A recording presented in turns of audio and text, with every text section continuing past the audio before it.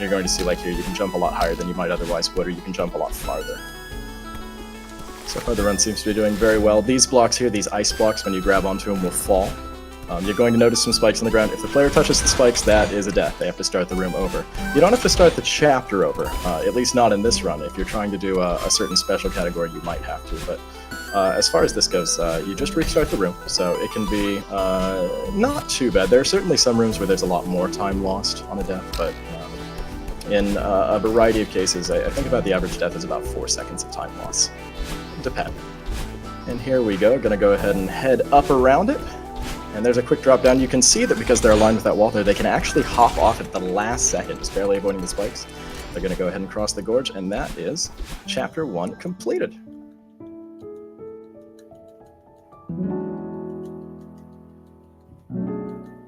We get a nice little end of cutscene chapter. You're going to miss out on a lot of the context for this game. It being a speedrun, we're going to skip pretty much every cutscene. There are a couple where, despite stopping the player, it's not actually a true cutscene, so you can't skip past it. But the general kind of plot of this game is that this character just feels the need to climb this mountain to prove something to themselves. And the mountain sort of comes alive around them a little bit, which we're going to see later on in this chapter, actually coming up very shortly here. Going to see some bouncing off, and now we are into a new section. You're going to see these blocks ahead, these dream blocks. Let you dash through them. Like many other concepts in the game, they are going to give you dash back, and you can dash infinitely through them. So whatever direction you're dashing when you go into it, that's the direction it's going to extend all the way through. And the other major concept for this game is coming in just a few seconds, about 5 here once we get through the screen. And here is sort of the other one. This is Battle Line, which is sort of the evil twin kind of character. And Battle Line is going to chase behind the player, doing the exact same inputs at a 3-second delay. So you can never backtrack too much during this kind of chase sequence. Later on you find out that Battle Line isn't exactly what she seems, but for the time being, that's all you really get to know about it as far as the game is concerned. We see some lock switches here. In rooms like these, the player has to hit every single one before they are able to actually escape through. A door will open or a panel will move or something of the like, depending on what room you're in after you've hit all of them. And here we go. This is one of kind of 2 major time loss rooms that can happen. There we go. He has evaded the battle lines here. And this is probably the biggest time loss room you can have in Chapter 2. He has to go down through a number of sequences. Ooh, a little bit of a hiccup there on the spikes. So we'll go ahead and try it a second time. You can see that there's a number of kind of hidden shortcuts in this game. Normally the player would have to go all the way to the right, then all the way back to the left. But by jumping through that kind of hidden block there, they're able to save a good bit of time. And there we go, King J has made it through. There is a little bit to the rest of the chapter. He has to make it to the end here. But there's not really anything you can die on at this point, so that is going to be successful. And while there can be a little bit of clunk, so far this is a very, very solid run for King.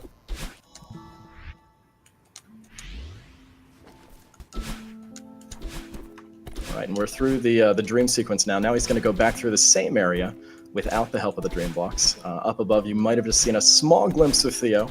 We're not going to see him too much in this, but for one of the chapters, he is going to play a major part in it.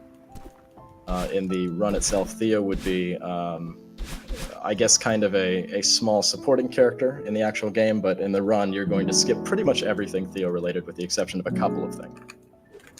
Right, that's Chapter 2, moving into Chapter 3. Chapter 3 is where things really start getting technically difficult.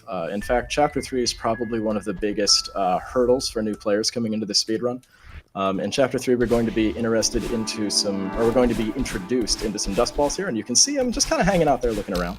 And you'll see here they start to move. And while this game has no RNG in it, which is great for new players who are looking to have things a little bit more rote and a little bit less RNG heavy, the problem with Chapter 3 is that if you die in a room, it does not reset to the same timing, which means that, like here, you'll see that the dust is actually in a different position as it was the first time around, and as a result of that, that can make it so that strats that'll work on a first entry to a room no longer work on the second one. So unable to make them work, you have to kind of change up what you're doing, and you have to have not only one backup strat, but in some really difficult rooms, you might have to have a second backup strat if you have a second hiccup in it.